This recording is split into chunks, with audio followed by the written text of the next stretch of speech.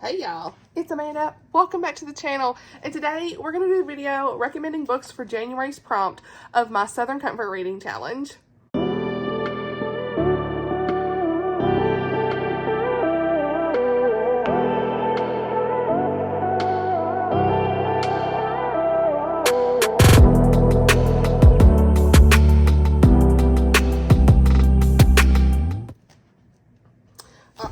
All right, y'all. That was not as planned, okay? Definitely did not plan that. We just took the thumbnail, and it's time for a very quick video. Honestly, I'm going to make this quick because I don't have a lot of time. Simba, sir. Y'all, hold on. I'm actually going to move y'all because that is not very good setup. I feel like I'm having to bend down. Is that better? Hey, okay. That's better. So much better.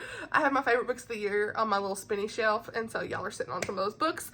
So I want to do a recommendation for the prompt of January, which is, well, for my Southern Comfort Reading Challenge. And if you didn't know what that reading challenge is, I will leave the announcement video and all the prompts and the graphics and the links in the description. All that stuff's going to be down below. This is readathon, I will say, as far as prompts goes. It's not going to be anything that's hopefully going to be any stress at all for anybody, but I just randomly picked some books off the shelves that I would recommend. I'm not going to go into too much detail about what they are about, just because I don't have a whole lot of time to film this video, and I wanted to at least try to commit to doing a recommendation video each month for this, and if not, I'll do a blog post. I'm still going to do a blog post, I think, for these, so please check the description for that post. That will have the review links and all those good things, purchase links, whatever I can find on that.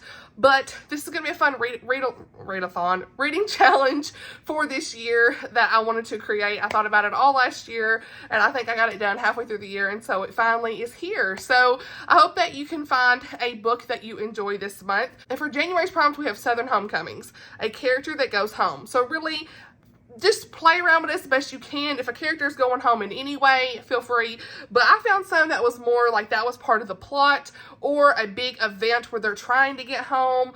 Maybe there's war and they need to get home. There's a couple of those. Or some that they go back home to check on a parent, grandparent, something like that. Or they're back in town, second chance romances, things like that. So let's get into it. The first on my list is Mandy Blake's first two books in the Wolf Creek Ranch series. We have got Truth is a Whisper, which is book 1, and book 2 is Almost Everything. And I actually just had Almost Everything written down, and I was like, oh wait, Truth is a Whisper could kind of count too. So really, a lot of books could count for this in any way, anyway.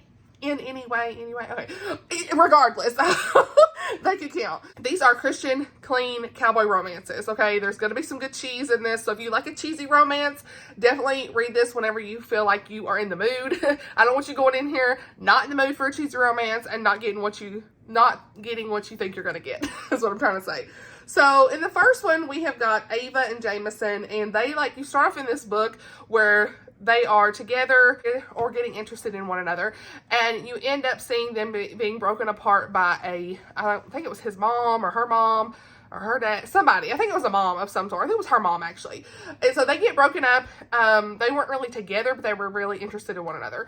And they had known each other for a very short time, all that stuff. So it's lovey, but still, regardless, it was still a really cute read.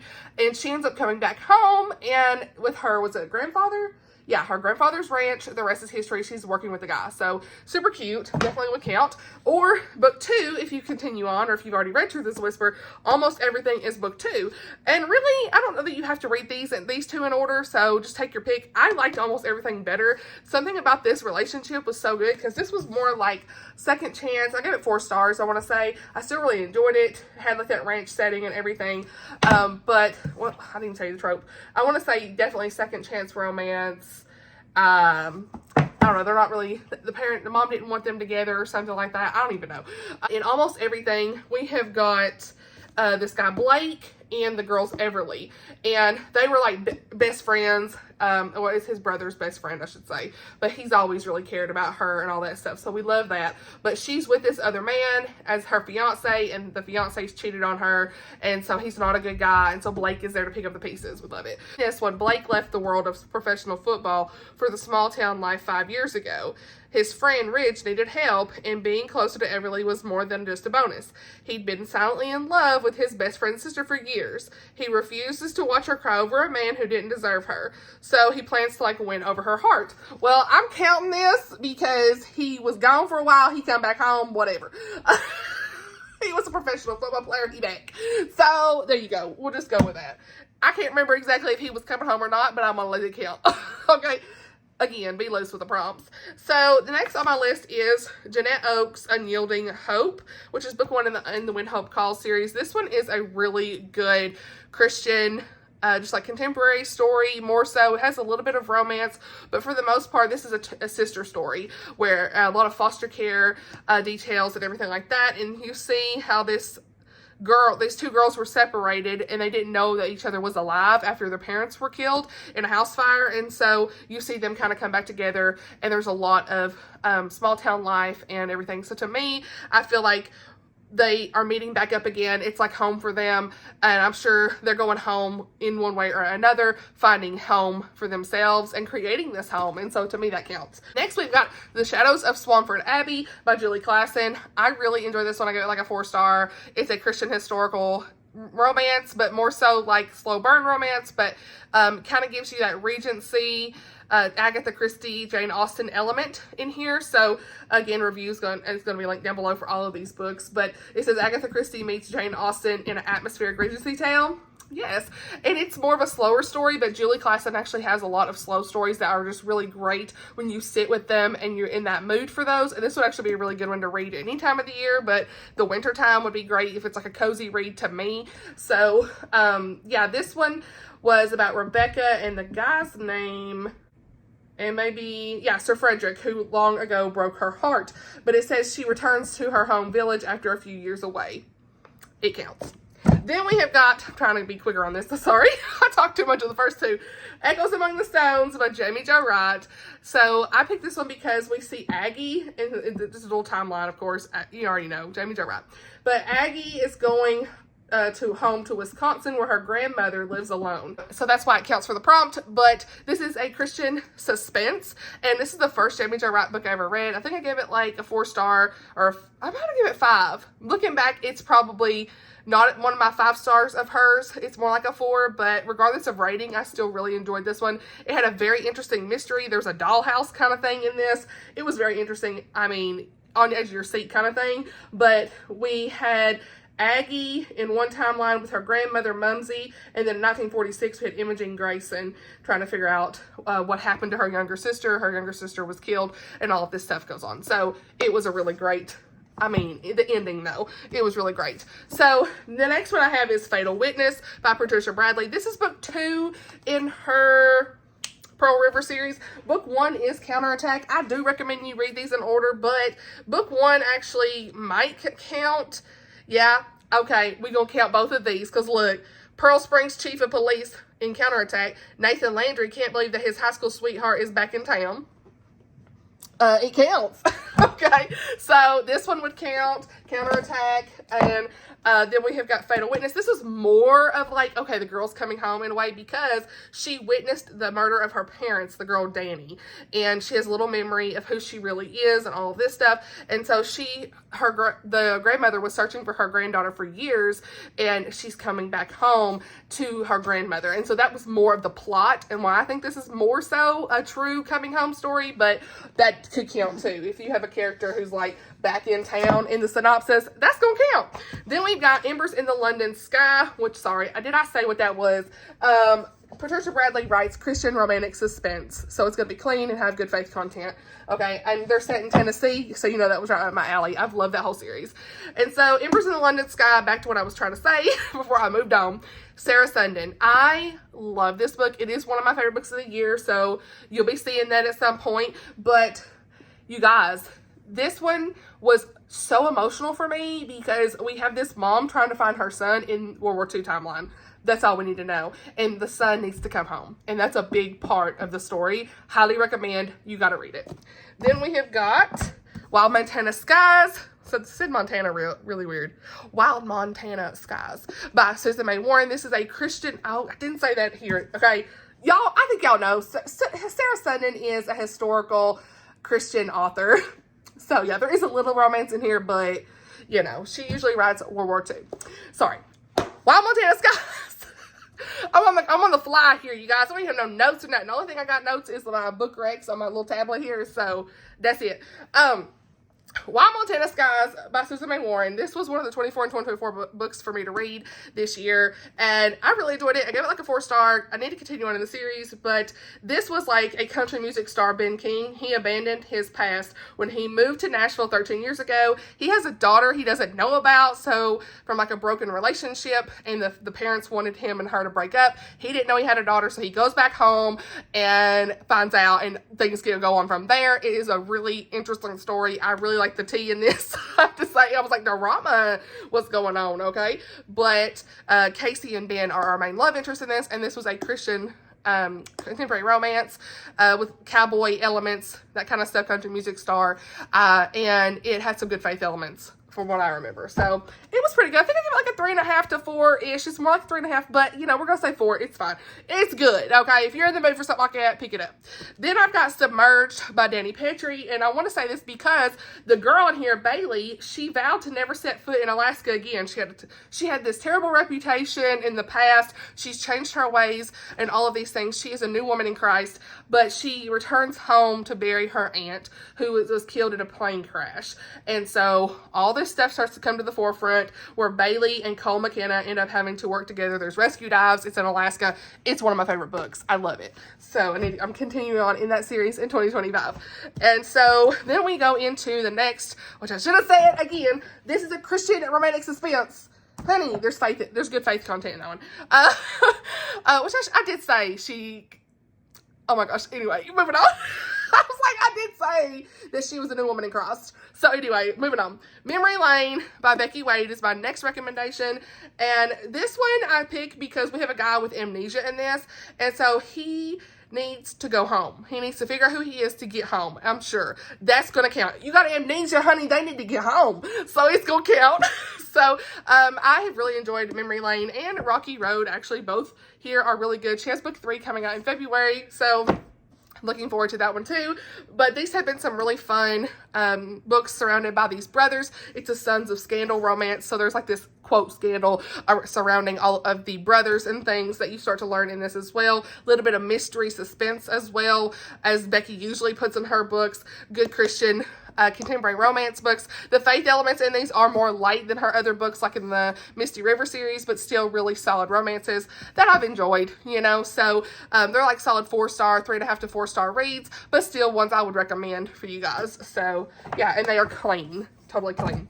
All right, next we have got a couple of 3 actually hard-hitting books, and that's going to be The Women by Kristen Hanna. This is definitely an honorable mention for a favorite. It didn't make the favorite video just because I didn't love some of the romance elements in this, but it was like a 4 to 4.5 star read for me, and I absolutely love this book for the war elements in Vietnam, in the Vietnam War. And this was centered all around our main girl of Frankie. Yeah, Frances McGrath, and you see so much of the journey she takes after something happens with her brother in Vietnam. She enlists as a nurse, and combat nurse, and it is just quite the journey. So many people read this in 2024. I know it won like a Goodreads Winter Award. Definitely one that I voted for that, because I absolutely love this book so much for those elements. The romances in this, there was some infidelity that I did not really care for.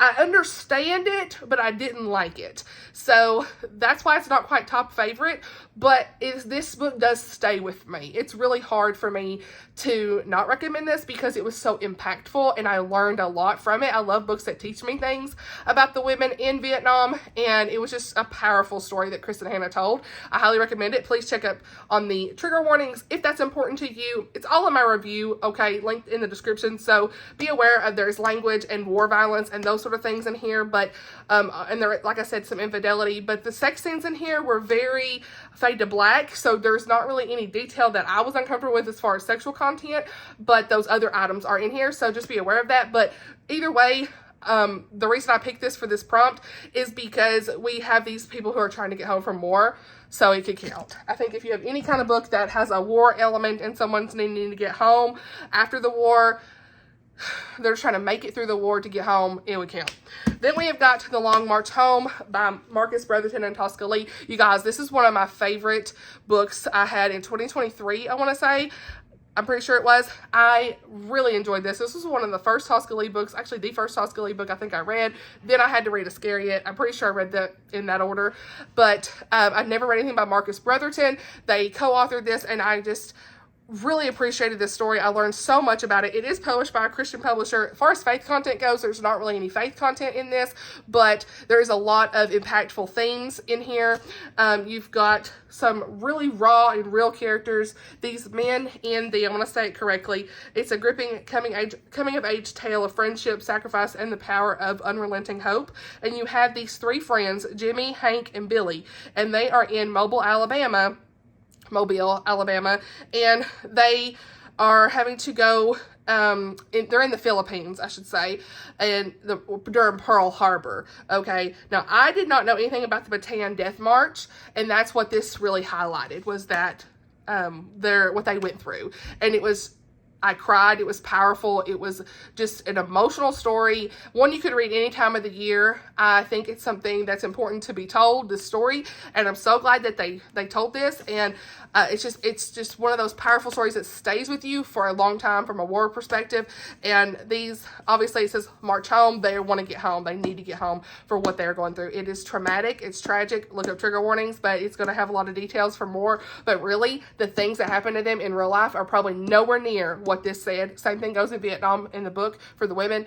Like the true things that happen, I'm sure they can't even hold a candle to it in these books. But if that is something that's hard for you to read, just go into this being aware of that content. But for me, it was very impactful, and it still remains one of the top books that I've ever read. The next book I want to mention, which actually I'm just thinking about some others sitting here, so I may pull some rapid fire ones out. But In a Far Off Land by Stephanie Lansom is another one, because this is like the prodigal daughter type story, we'll say, versus the prodigal son. It's a Christian historical fiction. Okay, sorry. There's not really any romance in this, but this story was very powerful. It's obviously giving 20s vibes from the cover, but this is set in the Great Depression, and our main girl is Minerva, and she's in Hollywood, and she's went to Hollywood to try to make money to help her family and come back home. And is she coming back home? This is truly like a great one for the prompt, because it's, like I said, that prodigal daughter to return home. And that moment in the end, like, it really makes you sob. It just made me cry. There was so much emotion in that. I would have liked a little bit more of faith in this book, I will say. But regardless, it was like a 4.5-star read. I really enjoyed it. And there was a little romance, I guess, but it was more so this woman trying to get out from being accused of this murder that she didn't commit. She is in Hollywood. There is poverty, desperation, and she is compromising her body during this time as well, because she's on the streets and doing things that she never would have expected she had to do in Hollywood. You can only imagine. There is all kinds of different things. There's drinking and things like that. But again, this is a powerful story for real life things that would have happened during that time. Ignore the toys in the back. Little man and Blake are in there.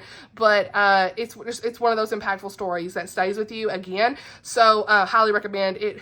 I would have liked a little more faith content, but it was still a really great story. I'm so glad I read it. So yeah, now let me think here. I was just looking. I'm like, I think the Summer of Yes might count. Because okay, this one is like a story, Summer of Yes by Courtney Walsh, I should say. Sorry, I'm always trying to make sure I say the title and the author in these videos.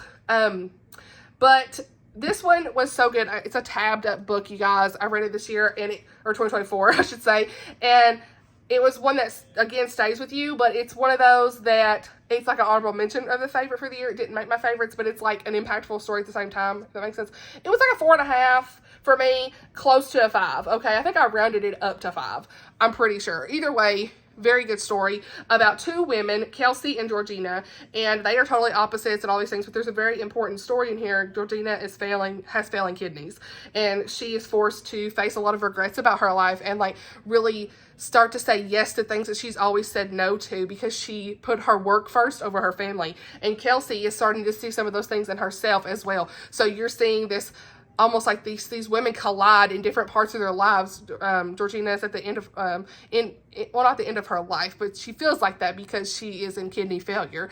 And she feels all this regret from her things that's went on with her family and all that. And then, of course, Kelsey is at the start of her career. I want to say she might have been in her late 20s or early 30s. I can't remember exactly, but you really see these women come together and find this bond. They are in the hospital together, and that's how they meet. And hearing her story and like both of them together, you just see such a remarkable bond that's joined between them. And so they go on this summer of yes, so that they say yes to the things that they've always said no to, and no to the things they need to say no to. And this was a really impactful book for me this year, just because of those elements that I was going through certain things in my life at the time that I really needed that message. So no real faith content in this, but I think that's part of it. Like, I really wanted faith, but it's like I can't take away from it because it's not meant to be that. But either way, it's like this was still a really great story. The romance in here was really great. I loved it. The romance with Kelsey and Georgina's son. Was it son? I'm pretty sure. Yeah. And I want to say that this is good for the prompt because they're coming home together in a way. Like, you're seeing her and her husband, who really, they haven't even lived together for years, but they're still technically married, like all of these things. You see them come back together at home and just truly see what matters most in life. And her son hasn't even spoke to her hardly. Like that, I think you could make this work for the prompt. So I know it's in January and it says summer of yes, but really you could read this anytime in my opinion because of the impactful themes. So yeah, this will be on a summer book recs video, of course, for the year, but you could read this anytime if you've really wanted to read it. You know, hey, I'm just reminding you about it, I guess. So, yeah, and I had a couple of others I don't physically own. So, let's just, actually, no, we got one more I just remembered I own. Y'all, I didn't even put these in the thumbnail. Tammy O'Grady, My Hope Next Door. This would work too. Y'all, I got all the recs. I didn't know I was going to have this many. Okay, so we've got Katie Stone in this one, which is a Christian contemporary romance. Very powerful story. I mean, very, very powerful. Katie Stone used to have a drug addiction. I want to say it was drug addiction, but she had a lot of issues in the past with her ex-boyfriend in town. She's been gone and she comes back home. She's dealing with a lot of trauma with her parents as well. And there's a guy next door named Asher, and he's just a wonderful guy. He is a pastor's son, and there's a lot of stuff he's actually dealing with as well. So you see a lot of them getting to know, does it know one another, or do they already know each other? I cannot remember. But they're neighbors regardless. And she's back home. So this would count. Really great faith content. I cried in this book. Oh my gosh, it was heavy. So be aware. But it was good. It was so good. So yeah, those are just some of the physical ones I have. I'm sure there's plenty more, you guys. If there is any more that I think of, I will put it in the blog post after this video if I think of any more. But a couple others, just honorable mentions, are The Cozy Mysteries of Salted Caramel. She Goes Home by Amanda Flower. She goes home. I think I'm trying to remember now off the cuff, but I'm pretty sure it was like her grandfather was sick, and so they call and say, hey, you need to come home. And she's like a New York chocolatier, and so she comes home. I don't remember the names, but it was a great cozy mystery. Someone gets murdered from like the knife in the bakery. It's a whole thing. Amanda Flower is wonderful. Live and Let Chai I wrote down as well by Bree Baker. I can't remember the going home part for that either, but I wrote it down, so hopefully that counts. So yeah, that's everything for this recommendation video. It's a little longer than I anticipated, as usual, you already know. But all the books are going to be linked in the blog post down below. I hope that you find a book that you will enjoy for this month. I meant to film, it's actually December 28th when I'm filming this, you guys. I meant to get this done, and I was like, oh no, I meant to do this. So I wanted you to have it out as early as possible for your recommendations. So I think I'm going to actually put this out on Monday, the 28th, I'm going to say the 30th, because reasons, and then move that way you have like time to pick a book if you want to from this list for the month of January for the readathon, or reading challenge I should say. And then I'll probably just have to move my most anticipated releases to Saturday or something this week, because I want my TBR to come out Thursday. So that's kind of the schedule for the week, hopefully. I didn't actually plan to have 3 videos a week in January, but it's going to work out probably at least for the first week So we're here. I had definitely had more videos than I normally plan to, but hey, I've just been in a filming mood, and when that mood strikes, go ahead. So I hope you find something that you want to read for this month. Let me know what you're going to be reading for this prompt in your TBR, or what you're thinking about if I didn't mention it in this video. There's plenty more. Again, remember, just any character going home would count for this. Stretch it the best way you can. Don't feel like you got to buy a book for this prompt at all. Do whatever you can for it. It's okay if you don't even meet the prompt for this month. No worries. Just have fun with this reading challenge the best you can. Thank you so much for watching. I'll see y'all in the next video. Bye, y'all.